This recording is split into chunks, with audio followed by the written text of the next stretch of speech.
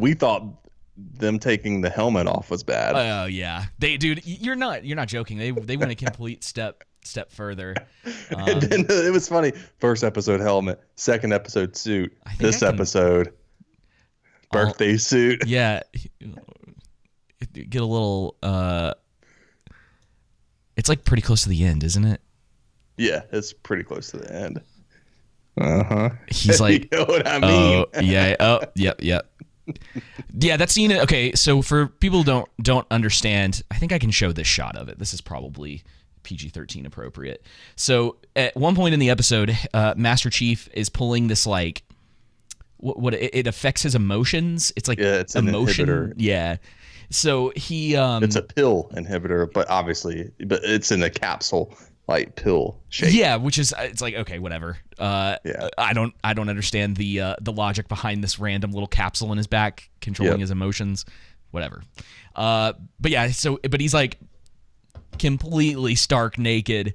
And get both booty cheeks, and it was just one of those weird things where not only was it weird because of that, but then there's also like a couple seconds later after the whole scene happens, he wraps a towel around himself, and I'm thinking like here's the shot.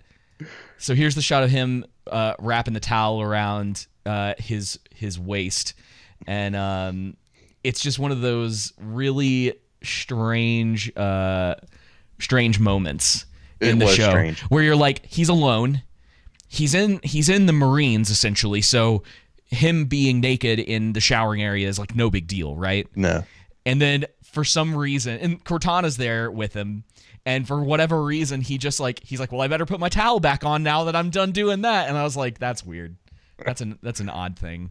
And it's so funny, like them showing his buns was entirely purposeful, because they could have easily just stopped at the crest, right? Like like that shot that I showed. Yeah, there's things you can do with the camera. Well, I mean, that's what they did, and then they went to that shot, right? Big sky shot. Like, oh man, don't go forward, please don't. Ain't nobody want to see that. And it's just the whole show is so weird because, I mean, this episode just kind of continues the trend of being like, all right, what are we doing? Yes. Like, what? Why are we? Okay, so we're 3 episodes in, and we're now getting this like kind of backstory for what looks like, and a lot of people had, and I can't remember if either of us had actually mentioned this, but our sympathetic female villain. Mm-hmm. We get this whole backstory with her now, where like she had some friend who I think he has a name, and they're like reading a book together, and then this kid. I thought the scene was so weird. Like they get chased, right, for whatever reason. Like we're not given a whole lot of understanding of what's going on here, other than they're on some sort of scavenger planet. They're supposed to be working. They're not. They get chased, and the kid gets beat to death. Because that makes sense. Yeah, and I was just like, well, why? Why did they? And a lot of people are like, you're thinking too much about this. It's like, no, this is the kind of stuff that if you want me to get attached to what's going on in a show, you can't just kind of be like, well, here's this thing. I guess she came from this planet. It's not really important where it is. It's just here it is, and then the elites come to find her because they have some sort of magic stick that shows them where special children are, or something. Right. Or where the blessed ones are. And also, if that's the case, how did they not know? Because they didn't know that Master Chief was, right? Until he touched the artifact. Right. So like, why did they not? If they have a magic stick that tells them, you're telling me in all like they gave him a nickname, but they don't know that he doesn't have special like abilities to possess the Halo artifact. Is it the Forerunners? Is that the name of the ancient group of people? I can't remember. I was just thinking about this. I'm going to look it up. So tell me what you've been thinking about this episode. I mean, I will say, it dawned on me almost at the end of this episode, they do show Master Chief a lot more than I was expecting them to so far. I will give them that. Yeah. Well, so far, the only positive that's one of the few positives I can think of. Unfortunately, he's hardly ever in his uniform. Yes. I think he's put his helmet on a total of one time since the first half of the first episode. We get no Master Chief fighting aliens. Yeah, we're 3 episodes Hardly. in, and he's done it once. Yes. And it's where you just said we're 3 episodes in, so essentially 3 hours in. So out of 3 entire hours. Yep, I have There's a lot. been- I have a lot to say about that too, but we're gonna wait till the end. 5-minute clip of action. That fight probably went on a little more than 5 minutes. I mean, 10? maybe, and it's like, yeah, it wasn't even that great. You know what I mean? Yeah. And it's the only thing that I think anyone has been praising Yes. that I've seen, where they're like, oh, but this thing is good, and it's like, yeah, but it's 10 minutes of the show of the 3 hours. Yeah. And it's like the sympathetic female thing, just her whole story arc. Here she is. You know, her just being there just bores me. It's like, okay, we have Marvel for this. We've seen this a bunch. Like, here's the thing. So she's going to. We're gonna get to the whole her how she gets or her like plot in this episode, because it's ridiculous. But yeah, we still don't really know what's going on, and I keep thinking, right, like there's 9 episodes in this season. So 9 hours. Yes, and we're 3 in, and the only thing I really know is that there's a magic object that both her and Chief are somehow connected to. And everyone else is correct me if I'm wrong in this, but like everyone else in this show so far, they're kind of just meandering around, right? Like we get a little bit with Halsey this week with the Cortana stuff, which we'll get to. And then our sympathetic female villain she at least does something this week. I mean, it's not like praise really, but you're like, I guess it's better than her standing around in rooms and talking alien talk, Klingon or whatnot. And that's so much of what everybody's doing in this show is standing around in rooms talking to each other. I know, man. The problem is there's too many characters. And it's not even so much even that. It's that none of the characters are getting appropriate background so you can connect with them and relate to them. Exactly. You know, giving a minute or 2 minutes here isn't enough for all the characters they've introduced. Yep. And so even if it was a sympathetic male villain leading the Covenant, it's just, if you know the Covenant, again, I know they're doing their silver timeline, but it's just dumb to have, in my opinion, to have a human, leading the Covenant. You know what I'm saying? Yeah, agreed. And it makes you wonder, and maybe we've mentioned this already, but it makes you wonder if they just don't think that people could connect to a group of aliens, like CG aliens, which I'm just like, if this is what they're thinking, which is the only thing that I've been able to come up with for their reasoning behind making the main villain of the Covenant a human, is that they just don't believe that people will connect to the Covenant, which is dumb because, one, we already have the video games. Yep. People love the Covenant, and we understand the bad guys, but for the bad guys, people love them, right? And it which also is good. It's okay to have villains that are just bad. Yes. Villains, yes. bad, yeah. right? And if another thing too is, like, if your show's good, people will overlook the fact that your villains are animated, essentially, right? I mean, we're talking about we now live in a time where anime and manga are some of the biggest things in the world, right? People don't care if the villains are animated. Like, if they're gonna watch this other stuff, if they're like gonna watch stuff like Arcane, right? They're totally fine and can connect with, if it's done properly, right?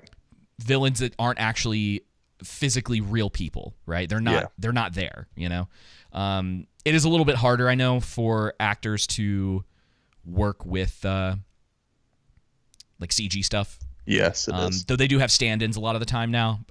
It's still not really an excuse for the show. I think the acting is still pretty terrible. I just don't. I can't connect to anyone in this show. at all. I can't connect to the show in general. Yeah, Master Chief. I don't care for Master Chief because he's so unlikable. He is. He's just walking around whining, trying to find himself, and like when. Like, bruh. Dude, he's been pouting for and 2 the other episodes. thing I noticed too, I couldn't help but notice, I think with the exception of the Covenant, although I'm sure the voice actors are all white men,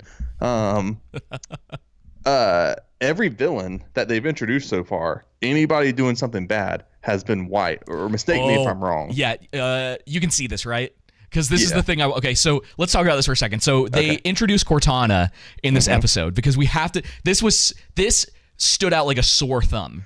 So they introduced Cortana, right? And they're showing that she's smart, whatever. I'll give them a small amount of props for the fact that at least there's like someone in this writing staff took the effort to be like, well, we have to at least show in some way that she's very intelligent. So they make her put this weird puzzle together, right? So here's Cortana as a this is her the clone version of her.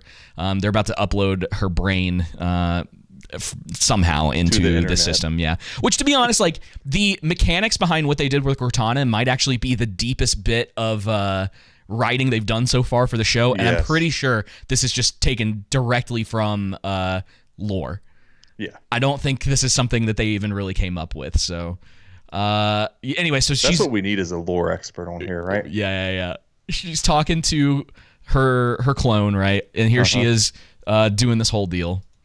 And then she has this like conversation with her, which again, this is one of those moments where I was like, all right, if the writing was better and you had this whole thing where Halsey is essentially talking to herself, so someone who is equally as smart as her, about the ethics behind what she's about to do to create Cortana, in better hands, this could have been great. Could have been great in better hands, but it's not in better hands. No, it's in CBS's hands. And the scene like abruptly ends, and I'm like, I guess she just doesn't really care what she's doing. It's something kind of weird about it. Anyway, where's this guy? So she's talking to him. Oh, here we go. This is the scene. So they put the clone of Halsey on this table, right?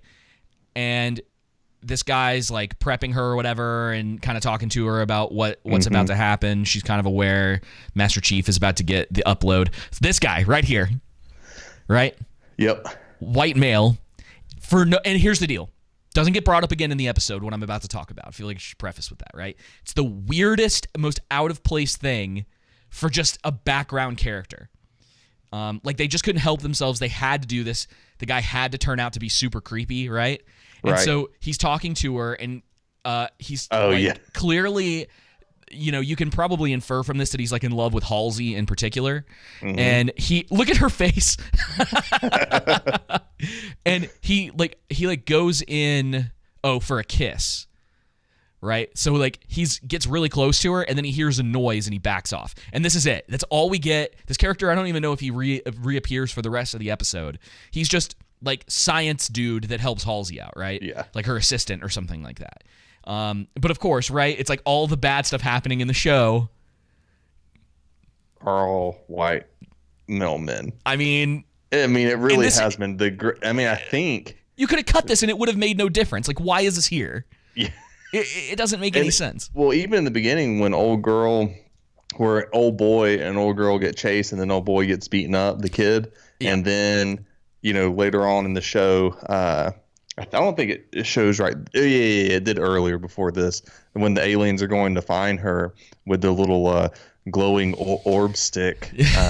The guard for that planet is tasing her or whatnot. Yeah, and it's like even that dude. Kills a little kid, tases a little girl. Yep. Like, yeah. But then again, the show is even Master Chief.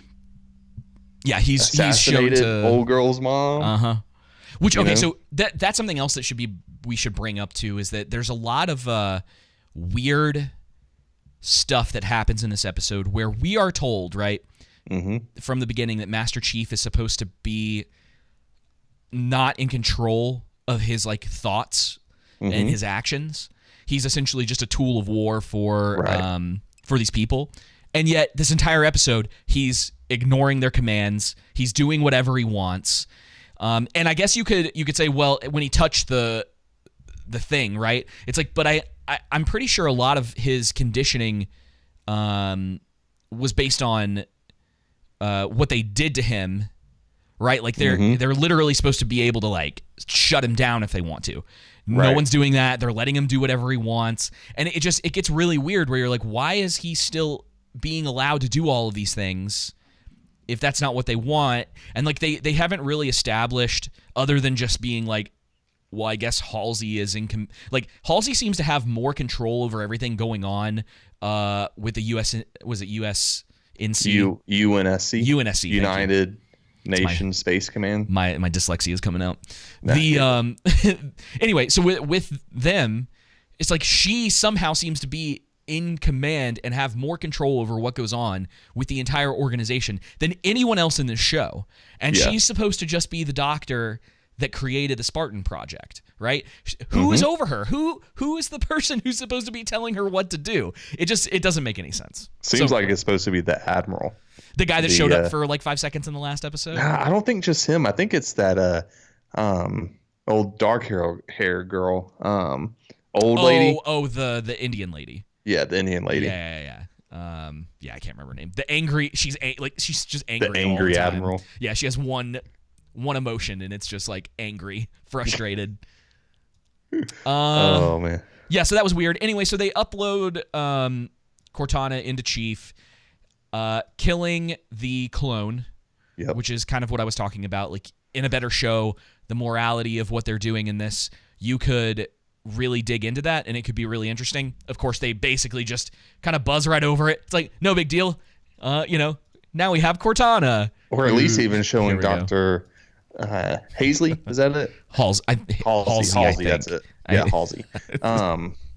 They could at least shown her like even struggling with having to do that, right? And showing emotion and she's conflicted. Yeah, showing some type of nuance there, but nothing. Just nope. Next one. Yeah, so you're right, and it's interesting because it could have been that, and she could have still come to the same conclusion, right? Because I'm pretty sure her clone essentially asks her, well, you used to question whether you would do this or not. What changed? And she's basically like progress, and then she initiates the process or whatever. And I'm like, okay, but why are we not digging more into that? Like, and again, if I was to take a guess, and this is sort of just the general thought process right now on the internet, is that, and I'm going to say maturity, and what I mean by that is that life experience of a lot of the people who are writing this stuff currently, they just don't have it. Yeah. They don't. I think that's a good point. They don't really.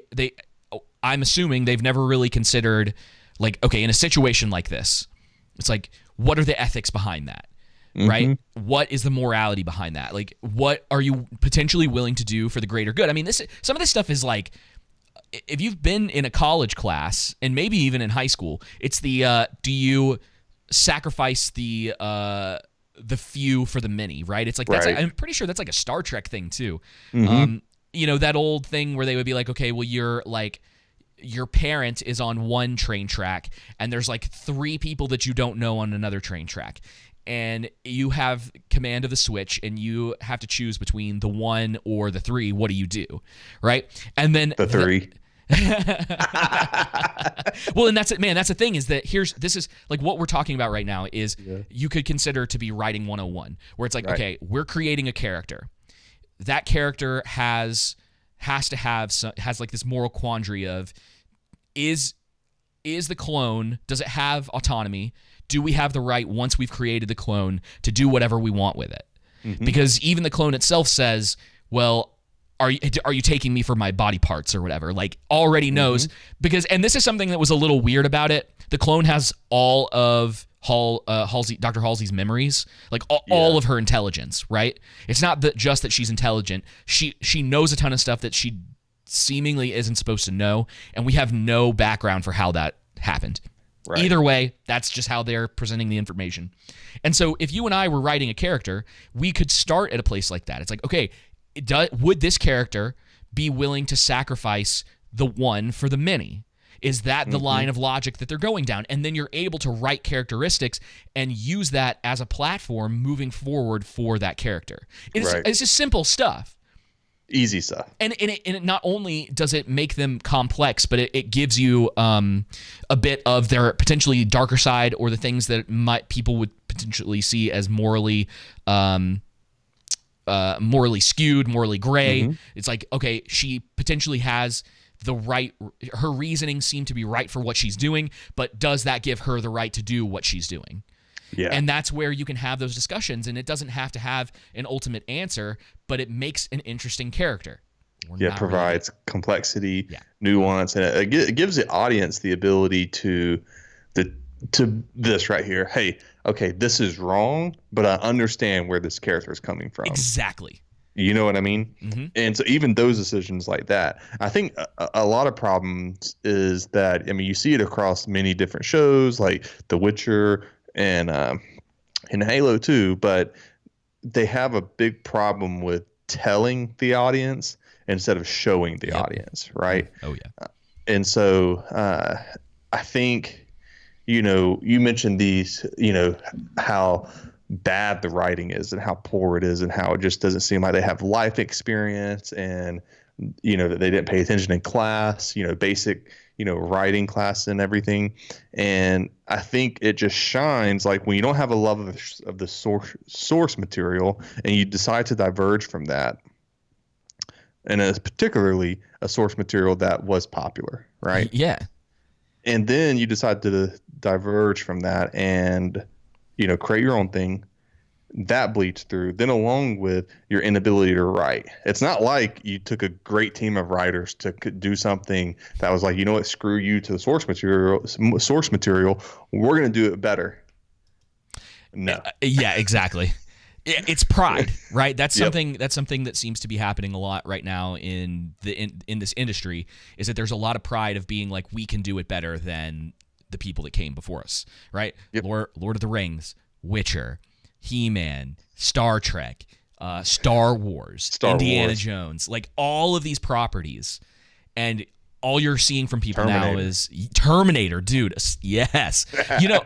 Apparently the guy, James Cameron apologized allegedly for Dark Fate. He was like, "Oh, I actually see why this didn't work."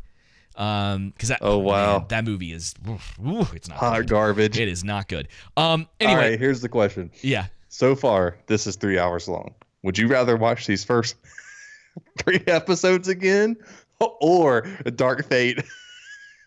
Probably Dark Fate.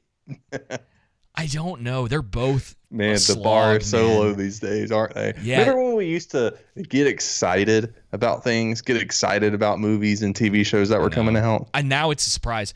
There's a couple things coming up that I'm semi hopeful for. The next episode of Halo. So you can get the frontal shot. Oh no! Yeah, they're just like they're gonna be like the thing for next season, because they're already shooting next season before they ever had any go ahead or kind of saw what the temperature would be for the show. Next season their big thing's gonna be like, you got to see the back of Master Chief. Now we're gonna show you the front. And he's gonna saw his one helmet come off. Yeah, he's gonna remove his helmet from from down there, his front side. Yeah, he'll walk into a room only wearing the helmet.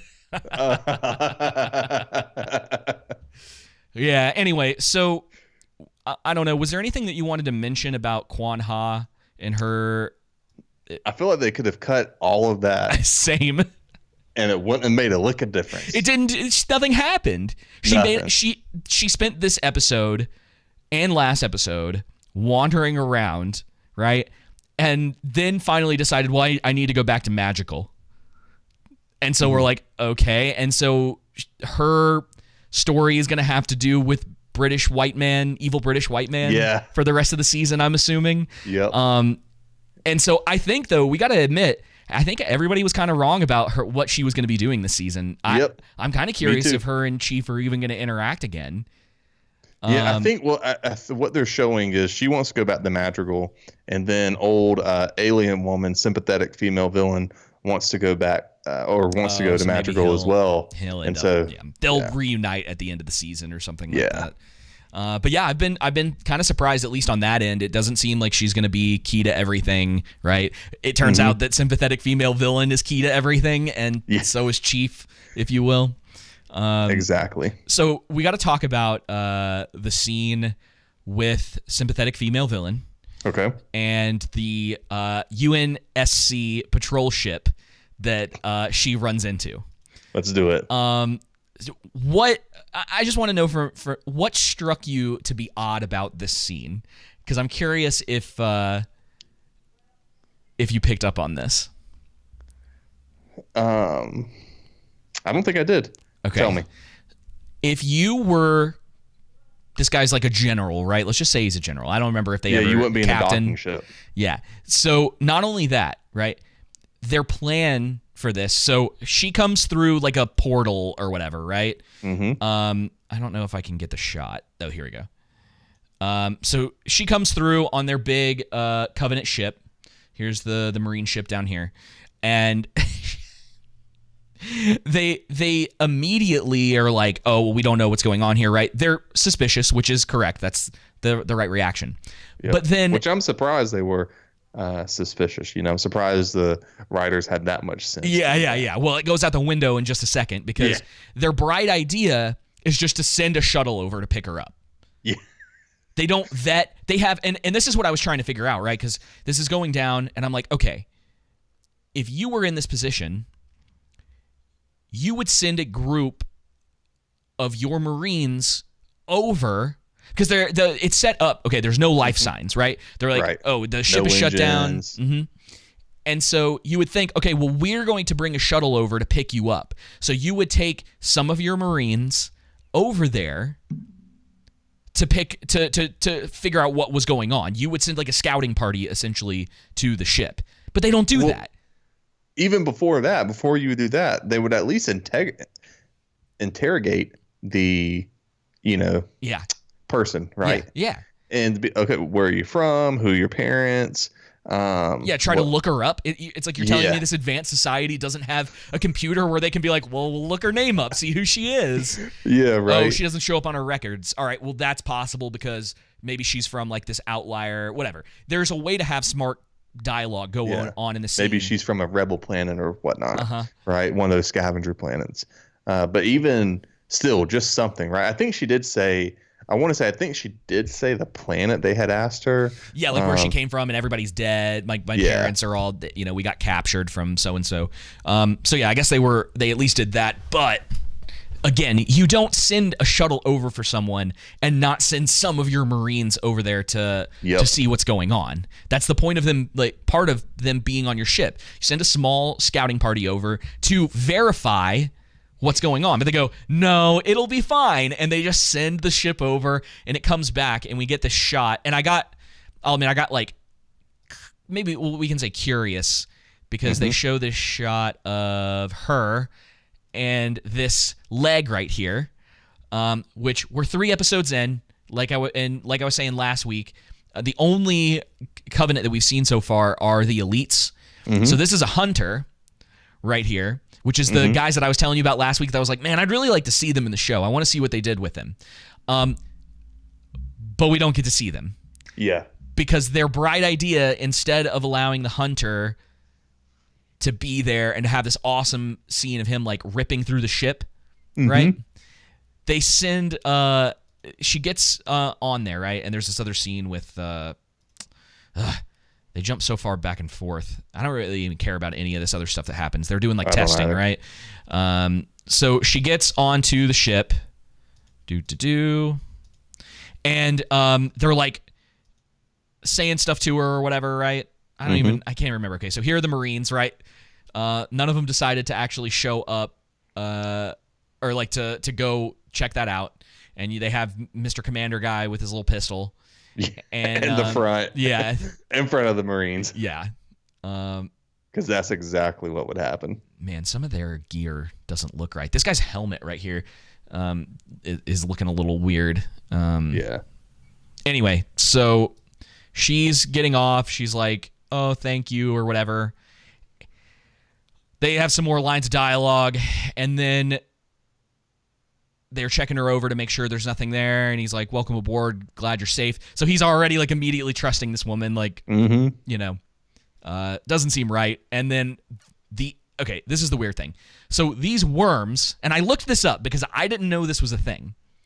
These worms are the hunters. So their bodies are made up of worms, essentially.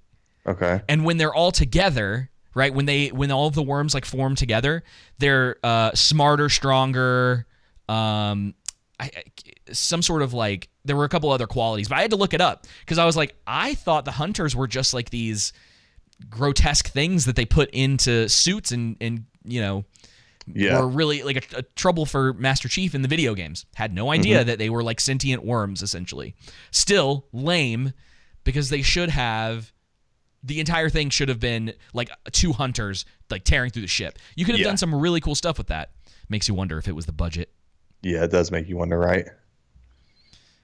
I don't know how. I mean, I guess because they overcompensated with too many things that didn't matter. They could have literally cut out a lot of the scenes in, all 3 episodes to give us that scene. Yeah, I don't know if this was like their idea of, because a lot of people thought this was going to be, this scene in particular was the flood, and it wasn't Covenant, and that the our sympathetic female villain was controlling the flood and not Covenant.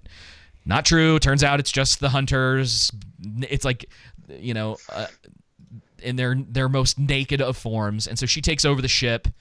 Has a little dagger in her fingernail for some reason.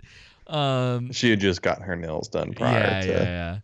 I mean, somebody thought leaving. This was the coolest thing when they decided to do that. They're like, those beam swords that the elite have? What if she has one in her finger? That looks like a dagger fingernail. Yeah. And I could almost bet at some point in the season she's gonna have them in like all of them like cat claws, like fighting somebody. Space Catwoman. Yep, it's coming. Why is it that I'm telling you, man, with all these females in the show, they're giving them short hair and stuff, and like dressing them down in more, I don't know, masculine ways. Like they're trying to have this masculine and femininity, center. It's like masculinity is toxic unless it's a woman. Yeah. What did you think of Cortana? That's what I thought about Cortana. Her look and everything, and even her voice. It's off. And here's the deal. The voice sounds right. The thing that bugged me was the way that it was actually integrated into the episode didn't seem right.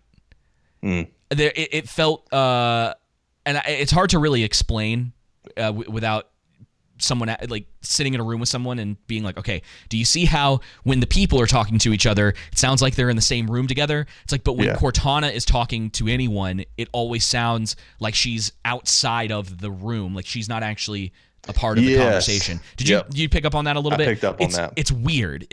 I don't know where they're like, I'm no expert audio engineer by any means, but I don't know how that happened. It was like they just threw her audio files onto the timeline when they were editing the episode, and they never did anything else to them. I think they were trying to convey that she's part of his audio cortex. Yeah. And so just ever present. Yeah, but everybody can hear her. Yeah, that's true. I think she can change it, and you're right. Maybe that was what they were trying to do, is separate the difference between it being in Chief's head versus everyone can hear her. They didn't do a very good job if that's the case. Yeah. It was not portrayed positively as far as I can tell. And like you were saying, so here, this is one of the things I thought was really interesting. So this actress right here, she's playing one of the Spartans. As far as I can tell, she's actually a pretty big lady. Yeah. And I always seems that way. I found that kind of interesting because one of the things we talk about a lot is that the characters that they generally get to portray, like strong women, don't usually look like they fit the part. I'll admit, at the very least, she fits the size. The bill. Yeah. It's hard. I think it was hard to tell in the promotional material, and for whatever reason, in the promotional material, she had pink hair. I don't know if you remember that. She had like a strand of pink hair. Maybe that's in one of coming. the images. Yeah, Maybe for she some touches the Halo artifact and gives her. she's like, I gotta cut my hair and dye it pink. Yep. But I was also right, because she's definitely becoming more suspicious of what's going on, and it makes you wonder If there's going to be she's- some type of conflict between her and Chief. Yeah, some sort of heel turn for her at some point in the episode. Get more of this planet and them talking about absolutely nothing. Oh yeah. I think we get more backstory for what's his name's wife right here in this episode than we do for any of the other like mainline characters. Yeah, We get this side character's backstory, but yeah, we get this whole thing about how her planet was destroyed and how she ended up there, and you're just like, oh, that's great, but like, okay, yeah. So yeah, she does that, and then that's pretty much it. And then this is the scene of Master Chief and Cortana learning to trust each other, because they have to. And this is the thing, man. It's like, this is why this stuff bugs me, because again, in better hands, this stuff could have been good. Like these scenes of the two of them learning to work together after Chief has essentially been forced to put this thing in his head. Could have been good. Could have been some good conflict. Could have been some good resolution. But of course, the show just kind of takes 2 seconds to go through it, and then everything's pretty much dandy, right? Yeah. He by the end of the episode, he's almost completely fine with her. Yeah, I don't know. Was there anything else in this episode? I mean, He spends so much time out of his suit, dude. This is unbelievable. I know. He's just in normal clothing. Oh, this is him just walking around like, oh, okay. wow. Yeah. Oh. So here's the deal. You've seen Equilibrium, right? Yeah. This is the scene in Equilibrium where the main character starts feeling emotions again, except done really poorly. Yes. Like, it's not done nearly as well as a movie from 2001. Yeah. Which, by the way, if you haven't seen Equilibrium, do yourself a favor and go see it, because it's so good. So good. So yeah, he goes on his little like emotional journey where he's seeing like people flirt. Like, look at him, he's like creeping on this train, watching these people. And he's like, no, he's a white male man creeping on the interracial couple, David. Yeah, he is. Where is it? There they are. He's creeping on this couple.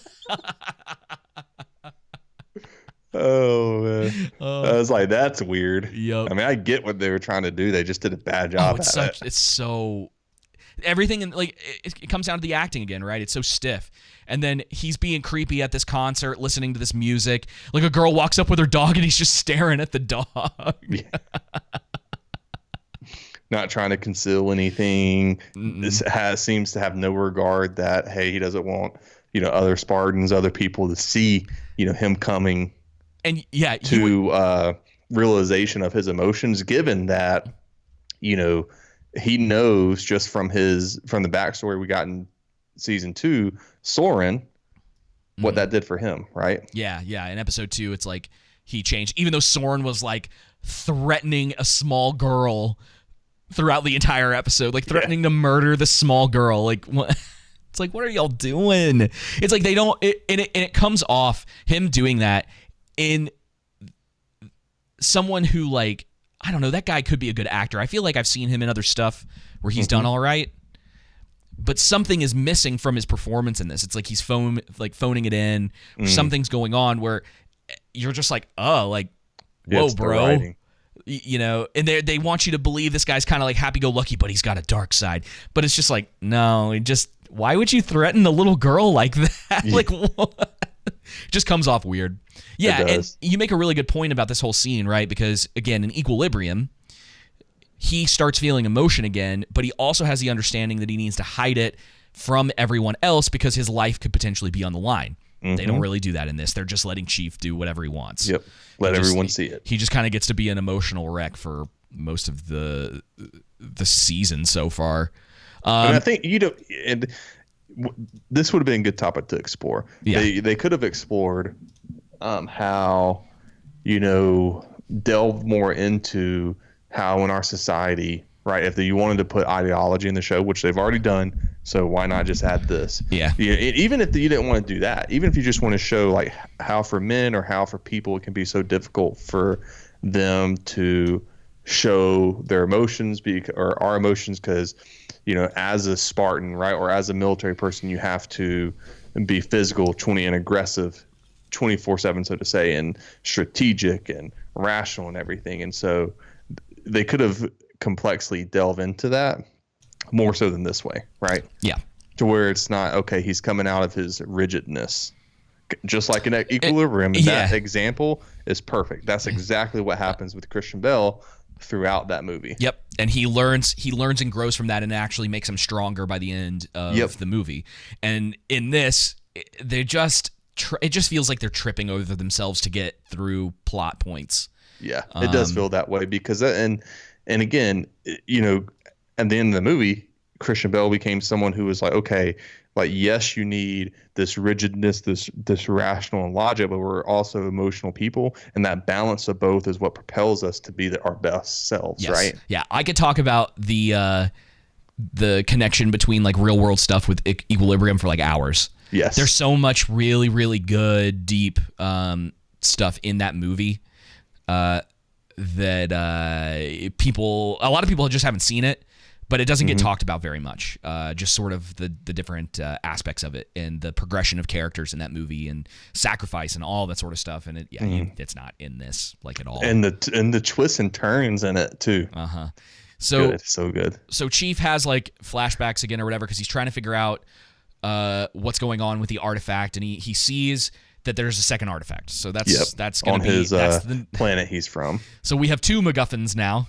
Yep. Which, you know, it's whatever. And, you know, he and Cortana talk. And now, hey, look, he's actually in his uniform, right? He finds out where his home planet is because he believes that is where the artifact is buried. Yes. That they buried it on their home planet when he was a kid.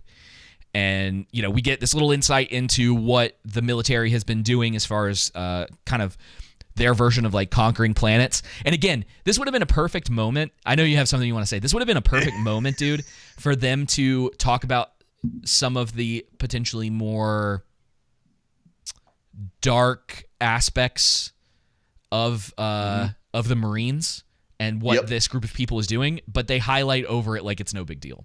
Yeah. And did you catch how they quarantined that planet and kept them there because of the virus? Yes. Here we go again. Yeah, it makes you wonder, oh, dude, I can't wait until they're like,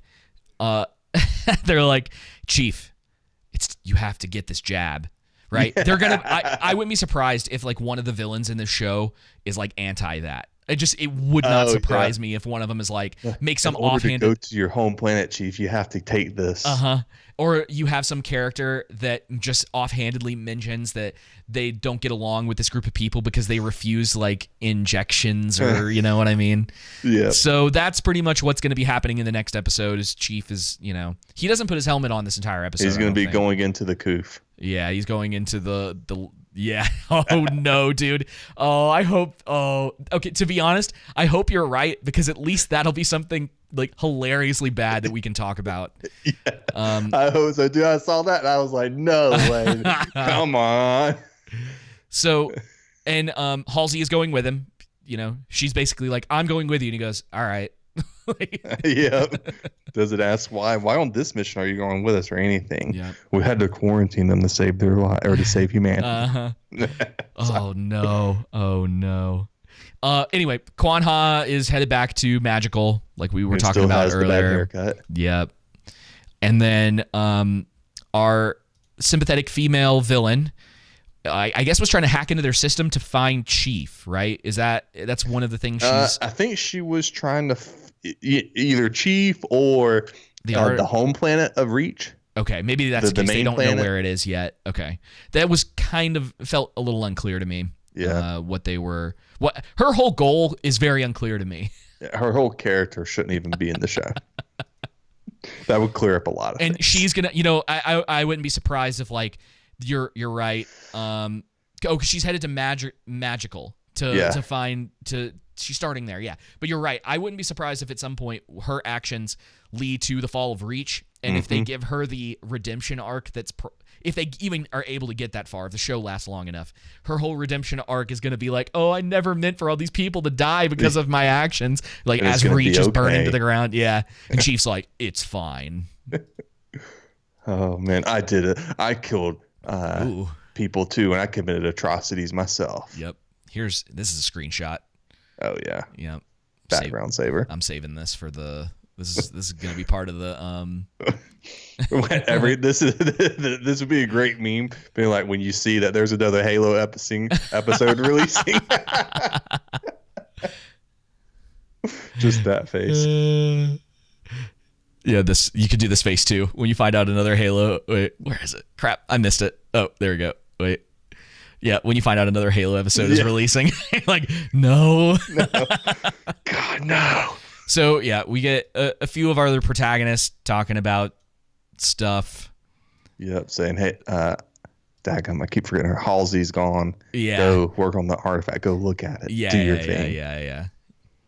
It's just like too many characters. It's not interesting, dude. Yeah. Nope. They haven't developed any of these characters. Yeah, look at this. He hasn't put his helmet on this whole episode. He still doesn't have it on in that one shot where he's like. I don't understand. They could have at least done the main character, right? Yeah. And I'm not saying you have to show this, huge episode of this huge background, right? Or a couple episodes. They could have done one episode, could have spent like half of the episode delving into Master Chief's background, right? And you see the same thing with The Witcher, right? Saw with Geralt is that you don't see his, what motivates him, where he's coming from, like anything that can help you attach to the main protagonist, right? Mm-hmm. And it's just... Yeah, we have nothing. I mean, like he's mostly an empty shell. Yep. Like he's not likable. He's not even in that realm of being like kind of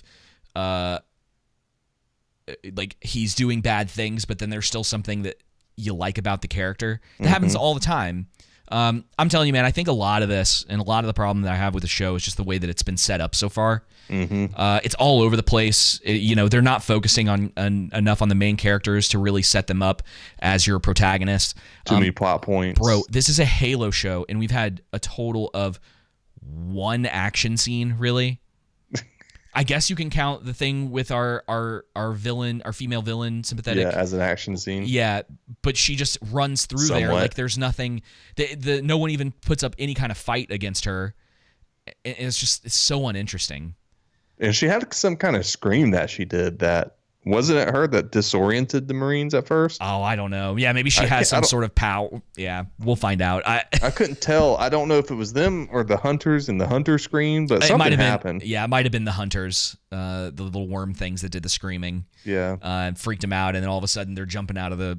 I don't know, man. I mean, but this is the thing is, like, it's hard. Like, I don't like this show. Yep. But it's also hard to have any sort of real emotional...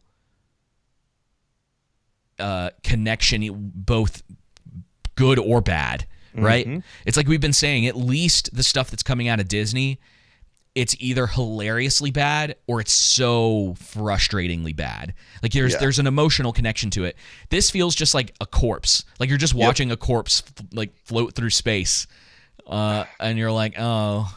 It's like you have to watch a little kids movie, right? Or a little kids TV show that you just have to get through. Yeah, this feels... That's it. Yeah, I don't know who this is for. I don't know who's the audience for this. Listen to the thing. That's the thing, David. It's you and me and everyone else isn't the audience.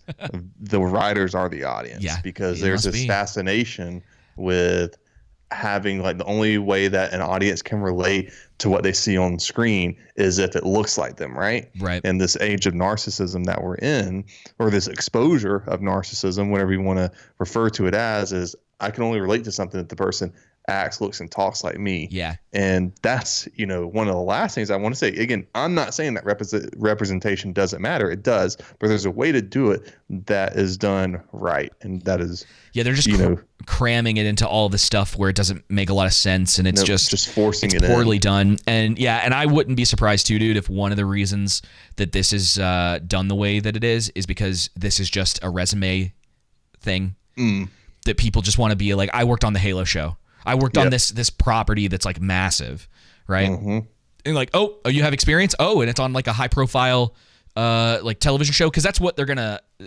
say about this. Is that it's high profile. Same thing with like Witcher. I mean, that's like, it's why a lot of for a long time you were seeing the actors from Game of Thrones all over the place. Because a lot of them were in this really high-profile show, but they were being lifted up by a lot of the really good actors that didn't make it through like season 3, 4. And then that's when you started seeing the quality of the show dip. And so you have all these main characters who a lot of the side characters were lifting them up, and then they get out into the world and they're trying to make it in these like leading roles, and most of that stuff has failed. Most of them you don't even see that often anymore. Yeah, because they didn't have the chops for it. Right. They weren't as good. It was the quality of the show, the writing, surrounding them. Yep. And so they're trying to essentially coast off of the Halo name in order to create something. But I don't disagree that you are right that there's a lot of narcissism going on as well. And a good point to what you just said is this is the exact opposite for The Witcher. Henry Cavill stands out. He's the golden star. And I'm not sitting here saying the other actors around him are terrible. I'm not saying that. I'm just saying that he is the golden star of the show, and the writing is bad and everything else is bad. CGI, all that stuff. The acting around him is okay, good, whatever. It's mixed, yeah. Yeah, and yet he still stands out. He can hold it up, right? Because people still want to go see him play Geralt. And so I would still rather go back and watch all 3 or both seasons of The Witcher again. Like if you were giving me that choice earlier, I'd rather watch season 1 and 2 of The Witcher than have to watch through this entire thing again. Agreed. After it's done. Man, what a low bar. The bar keeps getting lower, man. I mean, this is down there. Honestly, I'd probably sit through Boba Fett again before I'd watch all of this again. No. Like, say it ain't so, David. Probably not. Okay, probably not Falcon and the Winter Soldier. Okay. Probably not Loki. Yeah. That makes sense. Those are terrible. I could sit through WandaVision again before this. Man. The mighty have fallen, huh? Yeah. It's just everywhere, man. And I think, for those out there, don't waste your time watching Halo. One of the things that we save your money. Yeah, save your money. Yeah. One of the things that we like to mention is don't support people who hate you. And it's clear that with a lot of these TV shows being produced by Disney, Marvel, which is owned by Disney, on Hulu, Netflix, whoever owns Paramount, CBS, like so on and so forth, it's ideologically driven and of a substrate of America, like a small demographic of America, right? Yeah. Ideology that's representative, and it's overrepresentative in TV shows and movies. And you're not getting a plethora of views, right? And so, and it really shouldn't even be about your ideology necessarily. I mean, it's fine if you want to make your own original work, but the problem is that they're not making their own original works. They're taking known IPs, putting their forced ideologies in there when they're not in the source material, and it's conveying over the screen. Yeah. And I'm hoping that what we get with the Rings of Power is the end of it. I'm hoping it's so catastrophic. I want it to be. I've heard that. I think it's still going to take time. I just don't think that I don't think they care. It's like I don't think they care either. But I'm just hoping that it's so catastrophic that it like sends a jolt to it's like, okay, it would be like nice steering back, right? It would be nice. I think you're right. I think they're just going to keep trying to produce it. But if people, finally say no, and listening to these reviews that we're given and not watching this stuff and not, feeding the beast, there you go, right? Yeah. Well, and the thing is, like, people have to figure out what their standards are for the stuff that they consume at this point. I think like quality of the stuff that you consume. I think it's realizing not only that, but these corporations, which is what they are, don't care about you at the end of the day. The representation that you're seeing is just forced, because if they really cared about the representation, of different demographics, right, it would be shown in a much better light, in a much better way. Yeah. As we mentioned time and time again. Yeah, it happens all the time. And it's just, it's so ridiculous. Speaking of which, watch Blade, was it last night? No, the night before. Yeah, the first one with Wesley my Snipes. keeper hasn't seen it before, and Oh no! yeah, How'd that go? she liked it. It's Okay, funny. good. We got I know it's a little bit off topic, but when we ended, she was like, "That was a little scary," and I died laughing. I died laughing. Oh man, but no, she enjoyed it. She liked it. Good. We were laughing at the vampires exploding at the end, their exploding heads. Yep. All right, man. Well, I don't have anything else to add to I this. wish I got to see some aliens' heads exploded. Yeah, this show could have used something, man. It's just not. There's nothing exciting about it, right? Yeah, man. And they're not. It's not written well enough to where they're, because what they could be doing with this, like a lot of stuff does that we've talked about before, where you have setup, where you're spending a lot of time with characters. There's a lot of like dialogue. You're learning about Chief. You're learning about Cortana. You're learning about whoever else they could, if they could cut down the cast some too. So you have this tight group of people, and these are the people you're following through the first season. And it's fine to have those like characters on the outside as well, but they're not doing it, and there's no setup. I don't know other than the fact that I know that they're headed towards like the actual like Halo ring. I don't know. It's like, what's going on? Like, is there going to be a big conflict at the end of the season? Like, are we going to get another actual fight with the Spartans, or are they going to continue to stand around for, most of the episodes? Right. I could see that being the case. I just don't know what's going to be going on. So, and I think it just goes back to keep beating the same horse, which is that they don't love. I mean, as they've come out and stated, they don't love the source material, and so taking Master Chief's helmet off in the first episode was a huge mistake. And I think a great way to have done it is, I think you wait until like one of the last episodes of the series, right, before you reveal him, right? And he takes off his helmet and it's all burnt. And so you can't tell what his skin is completely burned. And it's just like so anticlimactic. But no, he looks like the Joker from those deleted scenes of the Batman. Is that, and he takes off his helmet. It just ends. It cuts right after that. No, but I was thinking about it today, like thinking about mystery and shows and how much I've enjoyed it in movies. And one of the first things that came to my mind was No Country for Old Men, how at the end, you don't know if you're kind of left to wonder, did he kill her? Did he not kill her? Right. And it goes so well because it's left up to the audience. And it's like, I just think that was a massive mistake to reveal who Master Chief was. And I just personally think they should have just hired the original voice actor to, should have gotten a big dude to wear the suit and then had the original voice actor to do the actual voice. Could have saved money. You wouldn't have to deal with like the actor wanting to be not just out of the helmet, but literally out of the suit for most of the season so far. It's ridiculous. So that's my final thoughts. Well, thank you all for watching. You can follow all of our links to find, if you've enjoyed the conversation, we do a podcast as well, weekly, both on Tuesday and Thursday. Don't forget to like and subscribe. And if you feel so inclined to donate to our little organization here, you can find all of those links on our YouTube page. It's plastered all over the place. It'll probably be, I think I put it down in the show notes or in the whatever the thing for YouTube is called. That's essentially the show notes. The description. Thank you. Yep. I got you. It'll all be down there as well. Anything that you guys are looking for, any of our social media. So until next week, y'all take it easy.